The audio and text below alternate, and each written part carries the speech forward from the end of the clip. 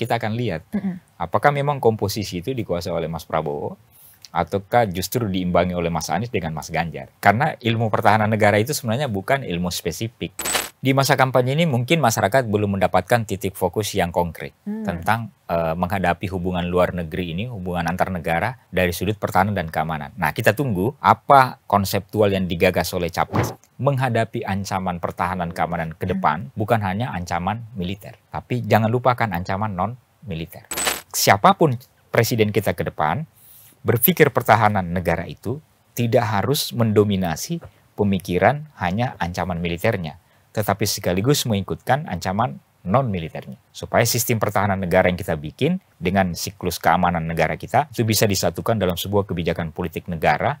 Dalam komposisi ancaman non-militer yang sangat berbahaya ini minimal ada 3 itu. Ancaman terorisme, ancaman narkoba, dan kemudian ancaman cyber. Kita tidak akan perang 20-30 tahun ke depan. Kecuali ya mungkin negara kita mencari musuh ya.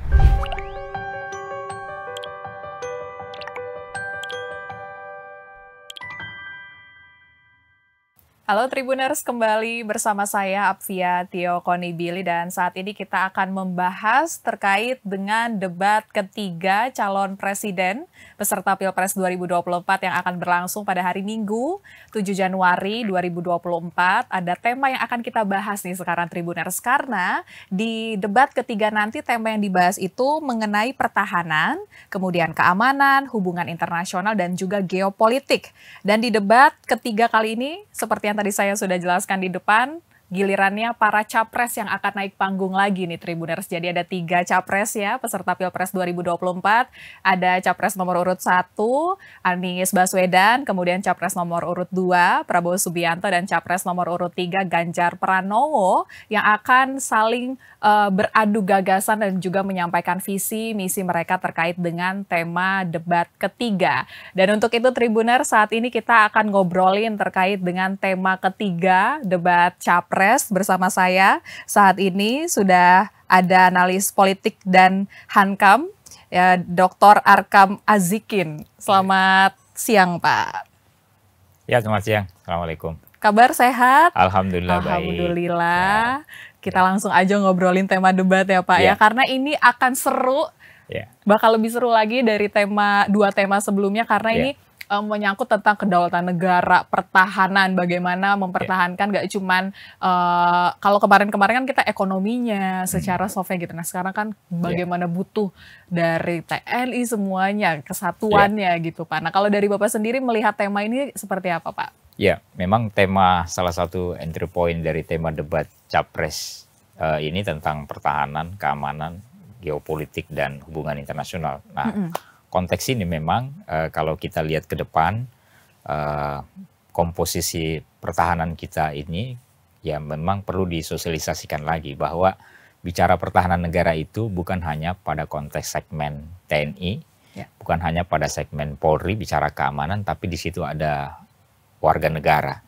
Nah, ketika kita mengatakan sistem pertahanan negara, sudah ada jelas 3 komponennya. Komponen utama pertahanan negara adalah Tentara Nasional Indonesia, yang dulu disebut dengan ABRI, Angkatan Bersenjata Republik Indonesia, yang kemudian ada istilah komponen cadangan, dan ada komponen pendukung. Ketiga komponen ini, komponen utama, cadangan, dan pendukung itu masuk dalam sistem pertahanan negara. Itu pun diamanahkan di dalam Undang-Undang Pertahanan Negara. Nah, makanya ke depan, konteks ini memang sangat strategis. Nah, ketika dibahas menjadi satu tema debat capres sesi ketiga nantinya, kita akan lihat bagaimana komposisi pertahanan negara itu dipahami oleh calon presiden kita nantinya. Dia akan mengarah kemana, konseptualnya kemana, dan kemudian metodologi sistem pertahanan negara kita mau dibawa kemana. Karena otomatis dari sekarang atau 50 atau 20 tahun terakhir, tentu ancaman pertahanan negara kita dan keamanan negara kita ke depan berbeda. Ini juga terkait dengan sistem politik tentunya, karena antara politik, pertahanan, dan keamanan itu pasti korelasinya sangat kuat. Apalagi di dalam tema ini juga debat capres kita ada geopolitik. Nah, geopolitik itu sudah mengarah kepada geostrategis. Nah, kalau kita bicara geopolitik geostrategis, itu sudah bicara pertahanan, keamanan, dan hubungan luar negeri. Nah, otomatis antara negara kita dengan negara sahabat-sahabat kita di luar, itu berarti komposisinya adalah kita sudah bicara tentang batas wilayah, batas kedaulatan masing-masing bernegara. Nah makanya itu pasti bicara tentang apa? Siapa yang menjaga di perbatasan darat atau di pegunungan sana, siapa yang menjaga di perbatasan laut, atau di lingkaran segmen udara kita. Otomatis kita bicara itu ada kebijakan politik negara lewat parlemen, lewat kementerian, lewat presiden sebagai kepala negara. Ada kebijakan tentunya di bidang pertahanan, itu dalam segmen regulasi undang-undang pertahanan negara. Kemudian ada kebijakan di Polri, dari sisi keamanan negaranya, itu berarti undang-undang Polri. Nah, siklus ini mau tidak mau di debat Capres ketiga nanti ini, kita akan lihat dan mudah-mudahan masyarakat juga bisa menikmatinya, apa komposisi yang disampaikan oleh para Capres yang kemudian bisa menjadi pointers bagi kita sebagai warga negara bahwa ke depan ancaman pertahanan, keamanan kita itu seperti ini. Yang kemudian dibahas dan kemudian diberikan solusi alternatifnya oleh para Capres nantinya dengan tema itu. Ya, baik Pak. Kemudian kalau misalnya ngomongin masalah pertahanan, ini kan di peserta Pilpresnya ada Menteri Pertahanan, ada Pak Prabowo. Jadi seakan-akan ini Pak Prabowo nih bakal diuntungkan nih Pak dengan tema ini. Kalau menurut Bapak bagaimana Pak? Ya, hampir semua mungkin analis, kemudian peneliti tentang pertahanan, bahkan ya kalau kita bicara elit politik, ya saya juga membacanya seperti itu. Ingat komposisi debat Capres itu, di situ ini kan kita akan tunggu apa pertanyaan yang digagas oleh tim panelis yang kemudian diserahkan kepada host atau moderatornya.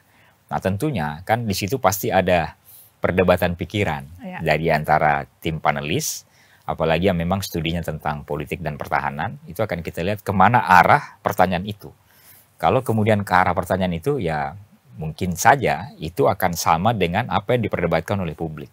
Termasuk tadi umpamanya Mas Prabowo sebagai Menteri Pertahanan. Nah, apakah itu akan berada pada posisi menguasai forum umpamanya kan dengan pertanyaan yang tadi, ataukah bisa diimbangi oleh Mas Anies atau Mas Ganjar nantinya dalam perdebatan tentang tema pertahanan negara itu. Ya menurut saya sih kalau kedua Capres nanti kemudian Mas Prabowo ini akan beradu argumentasi, kita akan lihat apakah memang komposisi itu dikuasai oleh Mas Prabowo ataukah justru diimbangi oleh Mas Anies dengan Mas Ganjar. Kita akan lihat nantinya. Tapi menurut saya karena ilmu pertahanan negara itu sebenarnya bukan ilmu spesifik. Tanda petik bukan hanya spesifik tentang alutsista ya, alat utama sistem pertahanan, bukan hanya spesifik tentang kedaulatan pada satu topik, tapi dia berada pada siklus komposisi masyarakat dan rakyat kita.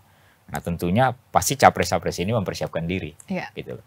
Pasti Mas Anies dan Mas Ganjar ini kesempatan panggung untuk memperdebatkan pikiran dari panelis yang jadi buah pertanyaan, yang kemudian bisa jadi memperdebatkan sekaligus menguji pikiran dari Mas Prabowo sebagai Menteri Pertahanan gitu. Jadi ini menarik memang kita lihat nantinya. Dan kebetulan banget ya Pak ya, ini jelang debat ada serangan-serangan gitu ke Pak Prabowo, dan ini temanya sebenarnya mengenai alutsista nih Tribuners ya. Kalau dari Caimin kan ini mempermasalahkan kenapa harus beli terus alutsista padahal kita kan nggak lagi perang gitu kan. Kalau misalnya dari Pak Ganjar ini mempermasalahkan karena beli alutsista bekas gitu ya.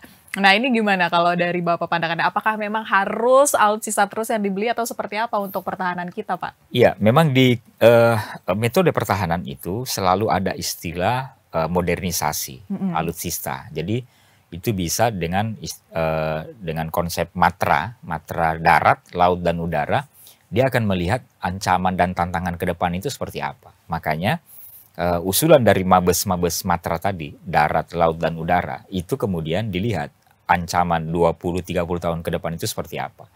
Nah, lahirlah istilah konsepnya seperti ini, kemudian anggarannya tentunya disesuaikan dengan APBN itu. Ya memang kalau ada perdebatan tentang bekas dan tidak bekas, ya ke depan memang ya siapapun Menteri Pertahanannya dan siapapun Presiden kita nantinya itu salah satu tantangannya tentang alutsista itu. Karena memang tidak mesti membeli terlalu banyak yang bekasnya, tapi memperhitungkan apakah pembelian bekas itu dengan budget anggaran negara kita yang tidak terlalu besar, dengan komposisi pertahanan negara kita yang terlalu luas ini dari ujung Sumatera ke Papua, itu mencukupi dengan alat bekas itu atau alutsista yang bekas. Jadi mau tidak mau Mas Ganjar dan Cak Imin yang berbeda cara pandang tentang pertahanan negara itu pasti nyerangnya ke Mas Prabowo. Karena kebetulan Mas Prabowo sebagai capres dan sekarang sebagai Menteri Pertahanan. Ya tentunya memang tema ini akan menjadi sebuah cara juga untuk memperdebatkan itu sebelum masuk di arena tanggal sesi ketiga di tanggal 7 nanti. Nah, pasti ini akan terus-menerus ini Mbak. Ini akan ya sampai ke hari H ini akan terjadi siklus perbedaan di media maupun di media sosial gitu. Oke, siap Pak. Kemudian Pak, kalau misalnya kita ngomongin alutsista lagi nih, kalau misalnya untuk anggaran Kementerian Pertahanan ya APBN 2024 itu kan mencapai 43,02 triliun dari total 139,27 triliun untuk 2024. Besar sekali anggarannya untuk Kementerian Pertahanan, juga sangat besar ya ini ya Pak ya. Ini Bapak menilainya seperti apa Pak? Apakah emang harus alutsista yang terus kita memang seperti yang tadi Bapak ungkap harus ada modernisasi alutsista, tapi apakah ada sektor lain Pak dalam mempertahankan negara ini yang juga harus menjadi konsen dari Kementerian Pertahanan Pak? Iya, tantangan ke depan dalam siklus pertahanan negara, semua negara-negara, baik negara kita sebagai negara berkembang yang menuju ke negara maju dalam sisi pertahanan, tentunya mempertimbangkan memang bukan hanya ancaman militer. Jadi di situ perlu ada produk yang perlu kita gagas ke depan, yaitu menghadapi ancaman non-militer. Karena ancaman non-militer itu sudah terjadi hari ini sebenarnya. Dari 20 tahun terakhir kita cermati, ancaman non-militer itu berbahaya bagi kita. Apa aja tuh Pak? Bisa diceritakan Pak? Kalau kita lihat ke depan, itu kan dalam komposisi ancaman non-militer yang sangat berbahaya ini minimal ada 3 itu. Ancaman terorisme, ancaman narkoba, dan kemudian ancaman cyber. Itu ancaman non-militer gitu. Ya, bisa jadi masyarakat juga baru kali ini atau baru hari ini mendengarnya. Padahal dalam komposisi produk pertahanan negara jangka panjang, ini hari ini terjadi. Gitu. Kalau ancaman militernya itu dalam berbagai macam studi pertahanan negara, baik di dalam maupun di luar negeri, selalu ada istilah bahwa kita tidak akan mungkin perang 20-30 tahun ke depan. Itu dalam konteks itu ya. Nggak akan ya Pak ya, Indonesia. Kita tidak akan perang 20-30 tahun ke depan. Kecuali ya mungkin negara kita mencari musuh ya dalam siklus mau perang dengan siapa gitu. Tapi kalau diakibatkan dengan metode-metode politik yang sifatnya sekarang berjalan secara normal dan kita sekarang bersentuhan dengan hampir semua negara dalam hubungan diplomatis, politik, sosial, ekonomi, bahkan interaksi antar budaya, itu kita tidak akan perang gitu. Karena hubungan Indonesia dengan negara-negara itu ya kita mengamanakan tentang politik bebas aktif. Jadi bebas dengan siapapun kita berdiskusi, kerjasama, berarti investasi ekonomi boleh dari manapun, asal antara pemerintahan kita bersepakat, bahkan dengan Kementerian Pertahanan juga boleh bersepakat dengan Kementerian Pertahanan yang lain. Nah memang alutsista itu selalu menjadi bahan diskusi, tentunya juga tidak akan mungkin hilang, karena semua negara-negara berkembang, apalagi seperti kita yang perbatasannya di banyak negara, baik negara menengah, maupun negara-negara besar di sekitaran kita, itu memang banyak arena ancaman pertahanan negara, baik secara militer, dan menurut saya yang harus dipikirkan ancaman non-militer itu.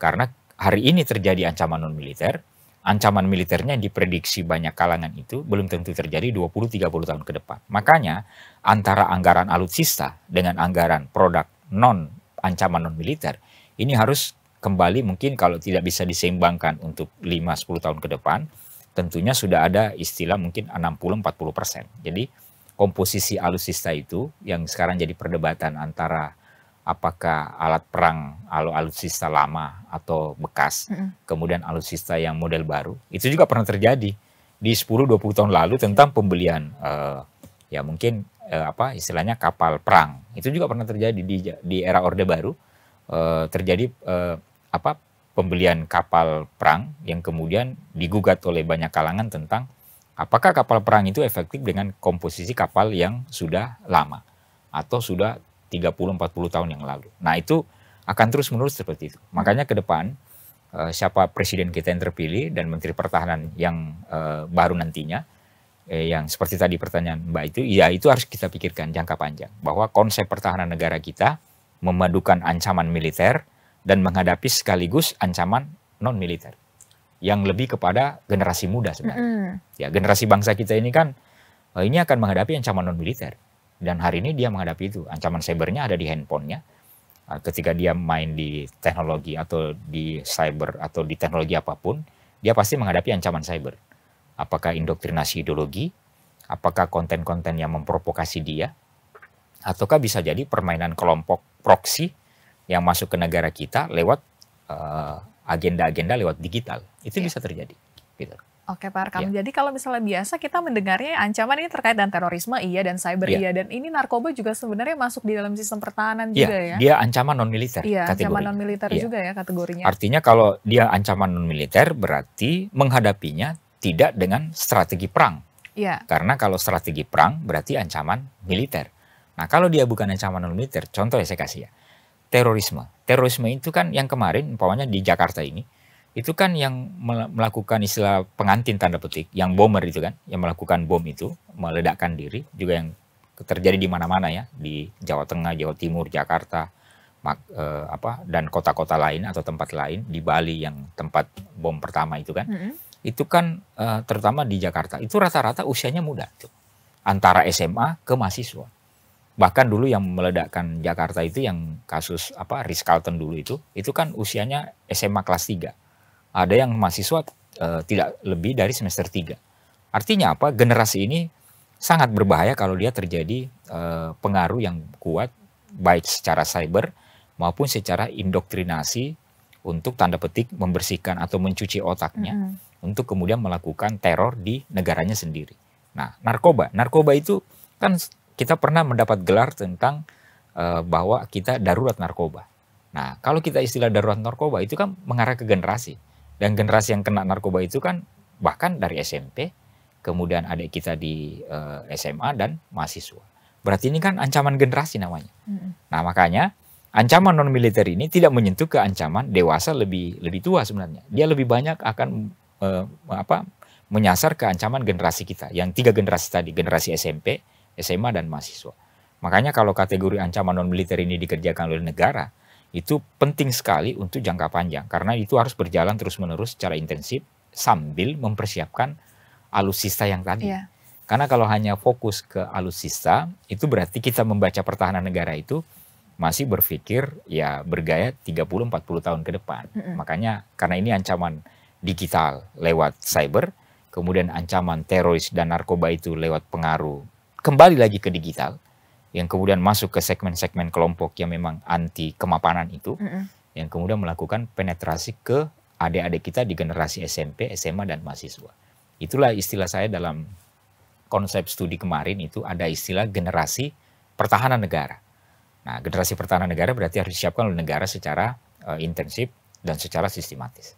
Begitu, Pak. Apakah perlu ditambah matra baru gitu, Pak, melihat tadi kita sepanjang diskusi ini ada ancaman cyber yang besar sekali yang saat ini terjadi, Pak? Ya, sebenarnya di tingkat di lingkaran Mabes TNI itu kan memang ada spesifik ancaman cyber itu. Nah, makanya ada khusus dia punya istilahnya kayak kalau istilah komandannya ada khusus itu. Itu komandannya itu adalah Brigadir Jenderal bintang 1, bisa dari 3 matra ini bisa. Nah, kalau tidak salah yang kemarin baru pergantian ini kebetulan dari matra darat yang dapat amanah ini, yang sebelumnya adalah dari matra laut, angkatan laut. Nah, memang kalau kita bicara pertahanan negara nanti secara lebih modern sebenarnya, ancaman militer, ancaman non-militer, dan ada ancaman kedua-duanya. Ini namanya ancaman, ada yang mengistilahkan ini ancaman multi antara militer dan non-militer. Ada juga yang memberikan istilah-istilah yang lain. Tapi kategori ke depan yang dihadapi oleh negara kita, tentunya 2 ini akan bermain. Baik skala ancaman militer maupun skala non-militer. Cuma memang untuk kita membahas spesifik negara kita, ini akan lebih dominan untuk ancaman non-militer. Nah, lain lagi umpamanya ketika kita melihat bagaimana di perbatasan laut kita. Ya kan, antara laut kita dengan laut kemarin yang ini kan masih agak tanda petik perang urat sarafnya sudah terjadi mulai kan di Laut Cina Selatan, yang kemudian berbatasan dengan lautan kita. Itu pasti kalau mereka terjadi gesekan antar China umpamanya dengan Amerika, atau negara-negara di sekitaran kita itu, di pinggiran perbatasan kita, mau tidak mau efeknya ke kita. Karena itu dilalui oleh, pasti kalau dia melakukan eskalasi menghadapi ancaman perang militer antar mereka, antar negara-negara ini, tentu melewati kita punya lautan. Nah, bisa jadi kita tidak terlibat perangnya, tapi kita pasti kena imbasnya. Nah, ketika kena imbasnya kita tidak tahu, ini kan nyasar peluru atau peluru kendali mereka ini mau kemana? Apakah dari arah utara ke kita, atau dari arah selatan ke kita, atau dari barat ke kita? Nah, itu kalau terjadi berarti pasti Indonesia pasti bergerak. Nah, secara politik dan diplomasi luar negeri akan bergerak. Makanya tema ini kita akan lihat nanti di mana posisi Capres membicarakan pertahanan negara hanya metode politik yang gaya lama, ataukah memperbaharui metode itu dengan yang kita diskusikan hari ini, dengan kemudian mendapatkan solusi alternatif untuk warga negaranya sendiri. Khususnya kepada warga negara kita, khususnya generasi muda kita yang tadi, generasi emas kita di SMP, SMA, dan mahasiswa itu, tentunya ini Kementerian Pertahanan, bahkan Kepala Negara, ini harus punya daya cara berpikir untuk melihat itu ke depan. Karena ini ancaman yang tidak kalah aktualnya, dan bisa jadi ancamannya bisa lebih komprehensif dibanding ancaman militer itu sendiri. Gitu. Oke, jadi ini ada poin-poin yang juga sebenarnya harus menjadi perhatian dari para capres dan cawapres peserta Pilpres 2024. Nah, kalau dari Pak Akram sendiri udah ngelihat belum sih Pak, maksudnya visi misi terkait dengan pertahanannya, terkait dengan hubungan internasional dari para capres-cawapres, menurut Bapak seperti apa Pak? Iya, kalau saya mencermati poin-poin dari visi misi capres-cawapres kita ini, ya saya melihatnya itu masih lebih dominannya berpikir tentang ancaman militer. Oke, belum yang modernnya ya. Ancaman militer berarti otomatis bicara alutsista lagi kan. Nah, kemudian ini perlu diperlebar diskusinya, perdebatannya tentang bagaimana pulau-pulau terluar kita. Itu kan kemarin ada juga tuh polemiknya. Kok masa pulau-pulau kita itu yang kurang lebih 17.000 pulau, masih ada sekian ribu tidak punya nama. Oh, itu kan bagi saya itu agak aneh. Masa pulau kita masih ada yang belum punya nama gitu. Nah, itu bagian dari ancaman pertahanan negara, karena kalau dia menjadi pulau terluar atau pulau-pulau yang ada di perbatasan, otomatis kan membutuhkan eskalasi atau stamina dari negara atau di daerah setempat, baik skala provinsi maupun kabupaten yang berbatasan dengan negara-negara yang ada di lingkaran pulau-pulau terluar itu. Nah, menurut saya ya mungkin bisa dimulai sekarang sebenarnya 2024 ini Presiden Jokowi bisa melihat mana-mana pulau yang masih perlu dinaikkan satu tingkat eskalasinya untuk menjaga kedaulatan wilayah itu. Terutama masih ada pulau yang perdebatannya ini namanya ada atau tidak gitu. Nah, itu menurut saya harus ada semua gitu. Karena ini kedaulatan wilayah namanya. Belum lagi kemarin ada isu tentang, kok pulau kita ada yang sampai dijual lewat medsos, lewat online. Nah, itu berarti kita masih tidak mengerjakan sistem pertahanan negara itu secara komprehensif dan secara sistematik. Karena antara bicara pertahanan negara itu memang agak unik, Mbak. Karena kadang tiba-tiba ini dipikirnya hanya untuk skala pemerintah pusat. Padahal tidak, ini bisa dikoordinasikan secara simpel lewat peraturan menteri atau menteri pertahanan atau kebijakan Kepres untuk memberikan kewenangan dalam artian tidak begitu besar kepada para gubernur, para bupati untuk juga melakukan yang namanya skala sistem pertahanan di skala kecil. Yang menurut saya itu bisa dipindahkan sebenarnya supaya tidak hanya dipikirkan oleh Kementerian Pusat, tetapi dibagi porsinya. Kalau dia umpamanya contoh ya, angkatan laut kita umpamanya di satu pulau itu terbatas pasukannya atau terbatas kapal untuk kapal perang dalam waktu yang skala menengah dan kecil itu. Nah, bisa diberikan kewenangan kepada gubernurnya untuk dianggarkan di APBD-nya umpamanya. Kan kalau semua dianggarkan ke APBN mulai dari skala besar sampai skala kecil, ya memang agak rumit, Mbak. Karena pasti anggaran APBN tidak bakalan cukup kan. Nah, kalau kita pikirkan gitu umpamanya ini pulaunya ke sana jaraknya umpamanya 5 km. Nah, pulau ini, lautan kita ke sana ini agak panjang 5 km itu, kemudian jauh dari pangkalan angkatan laut umpamanya.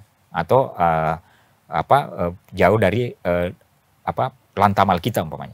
Itu bisa diberikan kewenangan sebenarnya. Kalau menurut saya itu dalam strategi pertahanan tinggal bikin permenhannya, kemudian ajak gubernurnya ketemu, ya kan? Kemudian yang daerah-daerah seperti ini ajak gubernurnya datang, kemudian terjadi yang namanya diskusi dan kemudian solusi alternatif dengan istilahnya APBD-nya bisa jadi menyiapkan kapal itu yang skalanya bukan kapal perang yang skala besar, tapi skala yang tadi yang cukup mungkin jaraknya dia bisa 5-10 km, ya kan? Kemudian dia bisa membuat kerjasama dengan angkatan laut di sekitaran situ.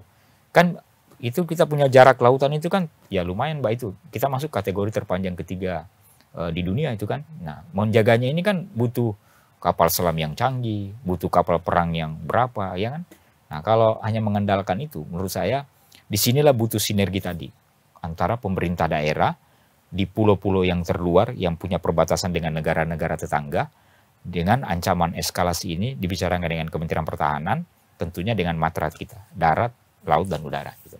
Oke, jadi ini sekalian ya Pak ya, evaluasi untuk pemerintahan sekarang dan juga ini juga bisa menjadi konsen dan perhatian untuk para capres peserta Pilpres 2024. Tapi kalau misalnya dari pengamatan Bapak, sepenglihatan Bapak ya Pak, ini karena hari Minggu tinggal 2 hari lagi, ini ada tema-tema apa yang kayaknya belum tersentuh nih Pak dari para capres peserta Pilpres Pak untuk tema pertahanan geopolitik hubungan internasional ini Pak? Ya, karena ini temanya bergandengan ya, antara pertahanan, keamanan, kemudian geopolitik dan hubungan luar negeri. Otomatis ini bicara tentang ancaman pertahanan keamanan dalam negeri, ancaman pertahanan keamanan luar negeri, karena begitu ya. Nah, kalau begitu skemanya berarti tim panelis nanti yang menyiapkan pertanyaan ini tentunya tidak hanya memikirkan tentang ancaman pertahanan dari sudut ancaman militer, itu poin pertama. Poin kedua tentunya dari diskusi kita ini, di sini ada ancaman non-militer. Nah, kita tunggu apa konseptual baru dari modifikasi dari capres kita nantinya tentang ancaman non-militer. Kalau ancaman militer bagi saya itu ahlinya teman-teman di TNI. Karena itu sudah dalam Undang-Undang Pertahanan memang sudah disebut komponen utama pertahanan negara adalah Tentara Nasional Indonesia. Berarti ahlinya dan kepakaran tingkat mempertahankan diri secara militer itu, ya itu teman-teman kita di TNI. Nah, sekarang yang harus kita pikirkan bersama sebagai orang sipil yang non-militer seperti kita ini, kita harus memikirkan konsep baru ancaman menghadapi ancaman non-militer. Nah, kita tunggu apa pemikiran dari capres kita nanti tentang menghadapi ancaman non-militer itu. Sekaligus, yang seperti tadi pertanyaan kritis dari banyak pihak tentang apakah alutsista itu harus membeli yang baru dan membeli yang tidak baru atau bekas. Nah, itu juga nanti kita tunggu di mana mereka punya perdebatan, apakah anggarannya dikurangi, kemudian mungkin taruhlah beli 5 atau 10, tidak banyak tapi baru, atau perhitungan apa untuk beli bekas tapi ada komposisi tahun yang harus diperhitungkan, agar tidak terlalu banyak komposisi bekasnya yang sekarang jadi diskusi liar juga kepada publik. Nah, makanya ke depan juga Kementerian Pertahanan memang harus lebih banyak juga bersosialisasi ke masyarakat. Karena saya banyak berdiskusi dengan anak-anak muda, contoh gini, pertanyaan sederhana. Anak-anak muda itu tahu nggak kalau dia itu sebagai generasi muda yang SMP, SMA, dan mahasiswa itu bagian dari sistem pertahanan negara. Mereka malah bingung. Bang Arkam, saya nggak ngerti tuh kalau saya bagian dari pertahanan negara. Coba, saya nanya, ngerti nggak bahwa adik masuk sebagai sistem pertahanan negara secara komprehensif? Wah, nggak pernah, jarang dengar itu. Nah, artinya apa? Siapapun Menteri Pertahanan berikutnya, ini harus di breakdown. Bahasa pertahanan negara itu jangan terlalu tinggi menjadi bahasa elit atau menjadi bahasa antar kementerian saja, tapi harus diturunkan menjadi bahasa daerah atau bahasa di tingkat provinsi, kabupaten, kota, bahwa adik-adik SMA Anda juga kalau sudah memilih sekarang, pokoknya pemilu ini, Anda juga bagian dari sistem pertahanan negara ini. Karena ada namanya apa? Ada 3 tadi. Komponen utama, komponen pertahanan itu komponen utama TNI, komponen cadangan, komponen pendukung. Komponen cadangan itu ya kita yang non anggota militer. Berarti kita juga harus punya konsep berpikir bagaimana mempertahankan negara secara versi orang sipil. Nah, itulah yang saya coba temukan dalam studi doktoral kemarin yang kemudian menemukan tentang generasi pertahanan negara itu akan kita siapkan. Gitu. Oke, berarti ini kalau misalnya udah menyangkut dengan generasi muda nih berarti seharusnya juga ada hubungannya juga ya dengan Kemendikbud, karena kalau tadi menyiapkannya dari awal gitu. Jadi antara nanti kalau itu jadi sebenarnya dengan diskusi lewat Tribuners ini dengan teman-teman Tribun, ya tentunya ini harus dibuatkan semacam prolegnas jangka panjang untuk program legislasi nasional. Nah, kalau kepala negara sudah setuju, berarti kan prolegnasnya merevisi sedikit Undang-Undang Pertahanan Negara kita. Mungkin masuk 1-2 pasal, kemudian bahasanya tentang ancaman non-militer. Ketika itu terjadi, yang saya pikirkan kemarin itu tentang antara generasi pertahanan negara kita dari tingkatan SMP, SMA dan mahasiswa itu masuk menjadi revisi Undang-Undang Pertahanan Negara. Inilah yang kita siapkan menjadi generasi pertahanan negara. Jadi tidak semata-mata harus selalu membacanya dari sisi bicara ancaman militer. Nah, kalau itu dilakukan, berarti antara Kementerian Pertahanan, Kementerian Pendidikan, karena pendidikan kita di bawah Kemendikbud, nah ini tinggal kolaborasi konsep program pembangunan jangka panjang untuk memikirkan tentang menghadapi ancaman non-militer kita. Oke, Pak Rekam. Jadi di debat ketiga ini karena membahas juga tentang hubungan internasional dan keamanan juga ya Pak, ini pasti kan nanti harusnya Capres juga memention tentang kondisi dunia ya Pak ya, di mana ada perang-perang dunia yang saat ini masih terus terjadi, Rusia, Ukraina, Palestina, Israel. Ini menurut Bapak seperti apa Pak melihat dari yang telah disampaikan para Capres, Cawapres selama masa kampanye ini Pak? Di masa kampanye ini mungkin masyarakat belum mendapatkan titik fokus yang konkret tentang menghadapi hubungan luar negeri ini, hubungan antar negara dari sudut pertahanan dan keamanan. Nah, kita tunggu apa konseptual yang digagas oleh Capres kita nanti bicara tentang hubungan diplomasi luar negeri, bicara tentang perbatasan dengan negara-negara sahabat, bicara tentang pertahanan keamanan dari segi antar negara, antar sahabat yang terdekat, antar negara besar yang investasi ke negara kita. Tentunya pandang pertahanan dan keamanan itu tidak lepas dari bagaimana kacamata sistem pertahanan negaranya berjalan, bagaimana dari sisi kacamata Capres tentang sistem keamanan negara juga berjalan. Karena ada dua sisi mata uang yang tidak terpisah antara pertahanan, keamanan.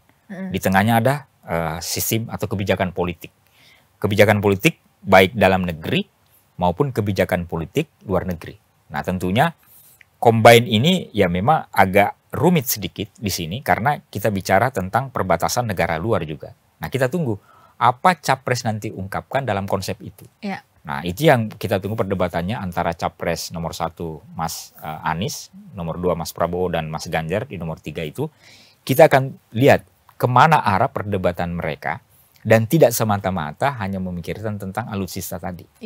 Karena sekali lagi, mungkin baru masyarakat juga dengar ini dan bisa jadi juga para Capres ini harus kita buka wawasannya bahwa menghadapi ancaman pertahanan keamanan ke depan bukan hanya ancaman militer.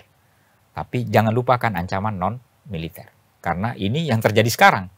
Kalau ancaman militer bisa jadi kalkulasinya kan sederhana Mbak. Apakah Indonesia punya musuh di luar atau tidak? Itu kan berarti menghadapi ancaman militer. Tapi ancaman non-militer Mbak, ini sudah berjalan. Kita diskusi ini, ancaman non-militer sudah bergerak kemana-mana. Nah, ini perlu antisipasi antara sistem pertahanan negara dalam konteks komponen pertahanan dengan komponen keamanan. Karena di sini ada dua, Mbak. Tugas keamanan yang ada Polri dan tugas pertahanan ada TNI dan komponen pertahanan tadi.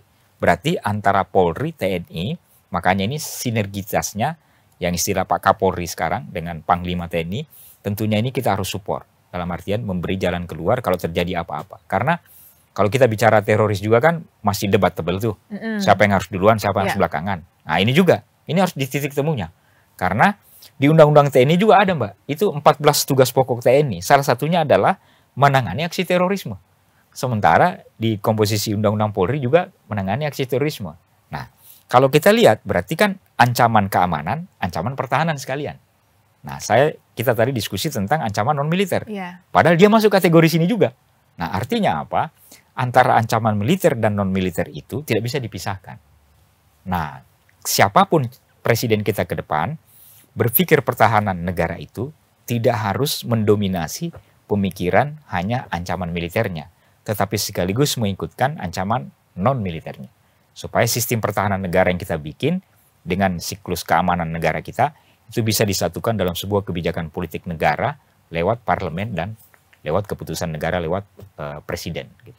Ini tema yang berat ya Pak Arkam, kalau misalnya kita obrolin. Dan ini juga menjadi trik nih bagi para capres bagaimana cara menyampaikannya kepada masyarakat untuk bisa menarik perhatian. Karena ini juga dijabarinnya harus seru nih. Kalau dia nyampaikannya terlalu ke atas, Mbak, Iya. pasti masyarakat kita itu tidak akan terima. Dalam artian tidak akan masuk. Tapi kalau dia nyampaikan secara metode yang dialog seperti ini, makanya sebenarnya dalam komposisi debat juga, sebenarnya debat capres-cawapres kita ini memang harus dievaluasi juga modelnya, Mbak. Nah itu juga menurut saya. Karena terlalu singkat Ya, gagasannya. pertama gagasannya terlalu singkat, tematiknya ini kan temanya besar sekali. Pertahanan, keamanan, hubungan luar negeri, dan geopolitik. Coba kebayang enggak 4 ini? Mau dibicarakan dengan silakan 2 menit bicaranya, enggak bisa, Mbak. Nah makanya juga metode debat kita ini, mudah-mudahan saya nggak tahu ya, apakah KPU akan merubah atau gimana. Tapi kalau saya sih memang harus evaluasi juga. Jadi metode debat kita ini kan masih sama metode yang lalu. Ini kan 3 capres, 3 pilpres kita kan 2014, 2019 dan ini kan sama. Itu kan mirip sekali gitu. Hanya bedanya kan kemarin tidak pakai mimbar, sekarang pakai mic kemarin mimbar. Tapi kan siklusnya sama, Mbak. 1 menit bicara, 2 menit bicara. Makanya host juga tidak terlibat. Tanda petik ya. Harusnya hostnya terlibat melakukan antara perdebatan pikiran itu. Supaya dia bicara kayak gini kita kan, ngobrolnya kayak gini kan. Ini kan terkesan santai ngobrolnya nih. Tapi kan mengalir ini perdebatannya. Nah menurut saya harusnya host difungsikan di perdebatan pikiran itu. Kemudian si capresnya atau cawapresnya itu tidak terpatok mati dengan komposisi waktu 2 menit itu. Padahal 2 menit itu pas dia kehabisan bahan, ya kan, tiba-tiba dia berhenti, tiba-tiba waktunya dianggap habis. Padahal perdebatan pikiran tentang pertahanan, keamanan, geopolitik, waduh, ini kalau, ya saya nggak tahu ya, nanti kita lihat komposisi debatnya. Tapi saya memperkirakan kalau capres kita nanti ngomongnya terlalu tinggi sekali itu, bisa jadi yang Mbak tadi perkirakan itu tidak akan terjadi antara menengah ke bawah itu, dia bingung juga pertahanan negara apa ini. Nah ini bahasanya kayaknya perlu agak turun sedikit. Iya, karena paling masyarakat kita paling awal, maksudnya paling paham mengenai alutsista, pemberian pesawat tempur atau kapal. Nah, padahal ini Tribuners sepanjang kita ngobrol tadi ini banyak banget yang sebenarnya harus dibahas mengenai pertahanan negara.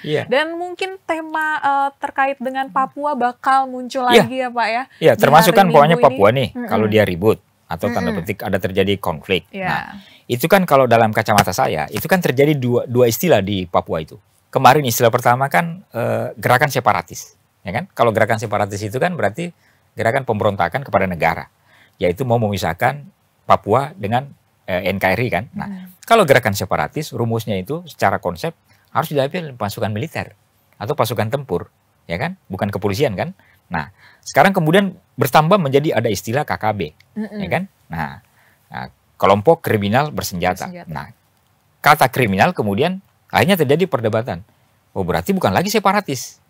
Ya kan? Tidak sebenarnya. Ini kan gerakan OPM, dia melakukan tanda petik penetrasi ke masyarakat saudara-saudara kita di Papua, memprovokasinya, mungkin juga mengalirkan dananya, kemudian mengalirkan senjatanya, kemudian menjadi satu kelompok bersenjata yang kemudian mau menghadapi tentara dan polisi kita. Kan jadinya 2 tuh dihadapinya. Tentara juga dia bunuh, polisi juga dia bunuh. Kemudian bahkan masyarakat sipil biasa, baik masyarakat asli Papua maupun yang pendatang. Artinya gerakan separatis ini berkembang, Mbak. Jadi dia sekaligus gerakan separatis, dia juga menjadi gerakan kriminal biasa. Jadi sudah tidak bisa dipisahkan lagi. Nah makanya ya Panglima TNI juga memang agak punya stamina yang harus cukup strategis dan tinggi untuk menghadapi sekaligus ancaman-ancaman yang terjadi di Papua yang kadang tiba-tiba terjadi kerusuhan. Kayak kemarin kan pengantaran jenazah mantan gubernur, nah terjadi rusuh. Nah sebelumnya teman-teman kita, saudara-saudara kita TNI Polri jadi korban pembunuhan atau penyerangan di pos-pos jaga. Kemudian bahkan ada guru, ada teman kita tukang ojek yang kemudian juga jadi korban. Bahkan ada adik-adik kita SMA yang kemudian dicegat di jalan, kemudian dibunuh juga oleh KKB atau separatis. Kalau menurut saya sih, ya ini butuh keputusan tegas negara melihat ini karena supaya jangan ini harus menjadi selalu kampanye yang negatif bagi bangsa kita bahwa situasi Papua ini kita tidak bisa tentramkan. Iya, bisa pasti ya Pak. Ada jalan ya pasti ya Pak. Pasti ada jalan. Oke, nah ini pertanyaan terakhir mungkin ya Pak, yang menjadi concern kita saat ini adalah mengenai cyber, pertahanan soal cyber. Kalau misalnya kita sebagai anak muda ya Tribuners, saya biasa di media sosial kita tuh kesehatan mental gitu Pak, pembulian. Kita biasanya tentang psikologi gitu di kesehatan mentalnya gitu. Kalau misalnya soal kemajuan teknologi, padahal ada juga ancaman cyber ya Tribuners ya Pak ya, yang harus juga menjadi perhatian pemerintah. Nah ini kalau misalnya di spill dikit dong Pak, seberapa mengancamnya cyber khususnya untuk sekarang ya. Tadi kan kita bicara jangka panjang dengan presiden baru. Kalau misalnya sekarang tuh seperti apa Pak kondisinya, dan bagaimana harusnya pemerintah mengambil langkah cepat ya Pak? Ya, kalau kita berhitung 1 tahun ini, jadi ancaman non-militer ini kan sudah bergerak, yang tadi kita diskusikan panjang. Nah, salah satu ancaman non-militer itu adalah cyber. Nah, ketika kita bicara cyber, ya kita bicara tentang teknologi digital yang sekarang bergerak di zaman ini, dan itu ya pasti nyampe ke anak-anak muda kita. Nah, makanya dalam generasi pertahanan negara itu saya memilahnya menjadi 3 kelompok desain yang sangat strategis. Ada SMP, ada kita di SMA, dan mahasiswa. Nah ini menjadi generasi pertahanan negara atau tidak menjadi generasi pertahanan. Bisa saja. Ini bisa menjadi agen generasi keamanan atau pertahanan. Bisa juga tidak. Nah kalau ini diurus oleh negara sekarang, bisa dengan umpamanya Kepres, umpamanya ini prakondisi ya, untuk menghadapi 2024 menuju ke Oktober. Kan Oktober kan pergantian pelantikan presiden yang baru ya. Jadi Pak Jokowi bisa membuat Kepres hari ini untuk menghadapi ancaman cyber baik secara keamanan maupun pertahanan. Nah, nanti diberikan kepada siapa? Diberikan kepada Kapolri kalau ancaman keamanan. Kalau ancaman pertahanan diberikan kepada Menteri Pertahanan. Menteri Pertahanan nanti membreakdown ke bawah, ke matra darat, matra laut, matra udara. Kemudian untuk menghadapi ancaman cyber itu, karena adik-adik kita kan tidak bisa lagi dilarangnya. Karena langsung informasi atau konten masuk ke handphone masing-masing.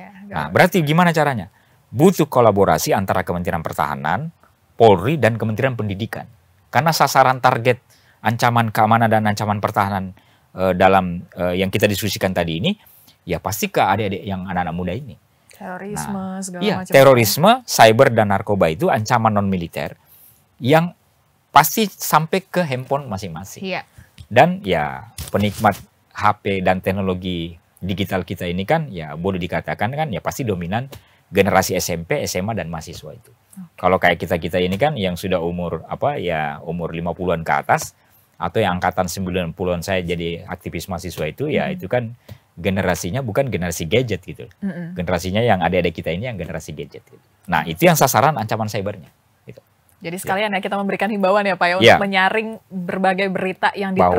Bahwa menerima teks, menerima video provokatif kepada negara, provokatif konflik antar agama, provokasi konten antar suku atau budaya kita, hati-hati.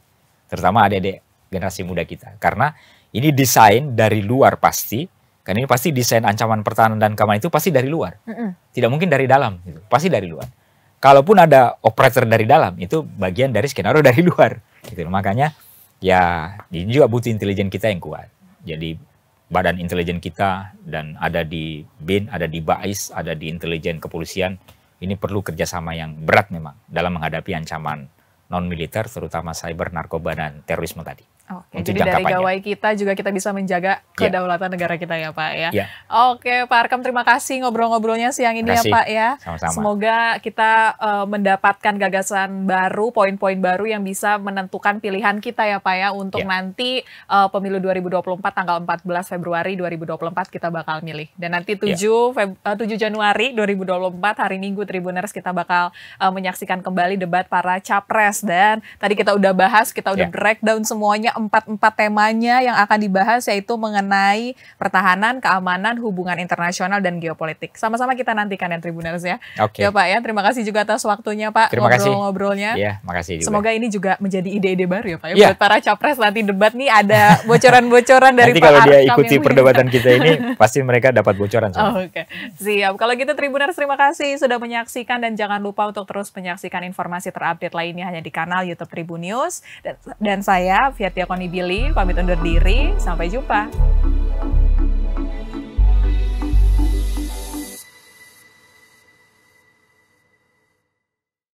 Terima kasih sudah nonton.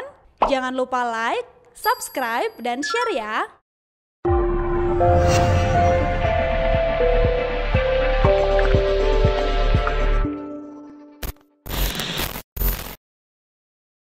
Download Tribun X sekarang.